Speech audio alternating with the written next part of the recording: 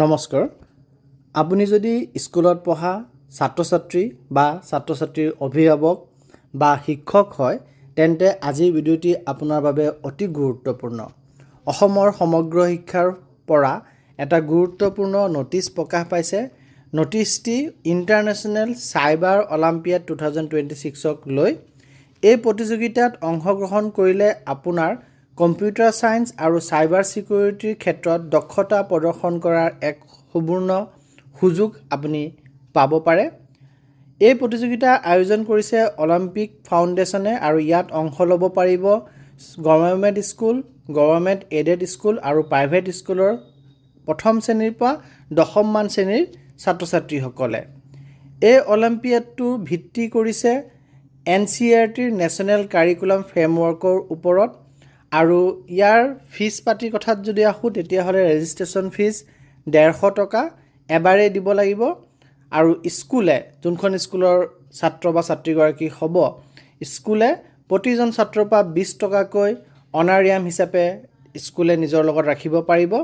আৰু এক্সাম পেটাৰ্ণৰ কথা যদি ক'বলৈ যাওঁ তেতিয়াহ'লে MCQ অৰ্থাৎ মাল্টিপল চইচ কুৱেশ্যনছ থাকিব আৰু OMR বেছড এক্সাম অনুষ্ঠিত হ'ব আৰু এক্সামৰ ডিউৰেশ্যন হ'ব 1 ঘণ্টাৰ কাৰণে।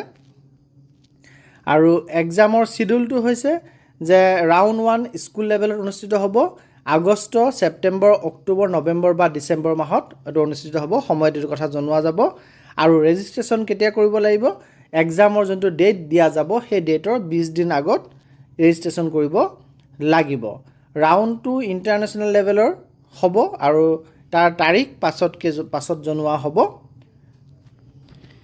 প্ৰথমমান শ্ৰেণীৰ পৰা দশমমান শ্ৰেণীৰ ছাত্ৰ-ছাত্ৰীসকলে এই পৰীক্ষাত কিয় অংশ ল'ব লাগে?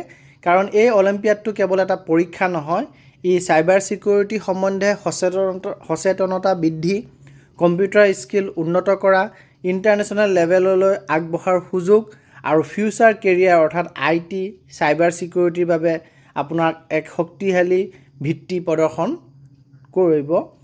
কৰাৰ সুবিধা আপোনাক দিব।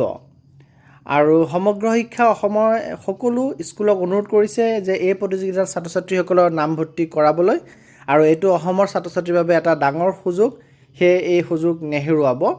যদি আপুনি এই ধৰণৰ শিক্ষা, চৰকাৰী আপডেট আৰু স্কলাৰশ্বিপ সম্পৰ্কীয় ভিডিঅ' বিচাৰে তেন্তে ভিডিঅ'টি লাইক কৰিব, কমেণ্ট কৰিব আৰু চেনেলটি ছাবস্ক্ৰাইব কৰিবলৈ নাপাহৰিব। ধন্যবাদ।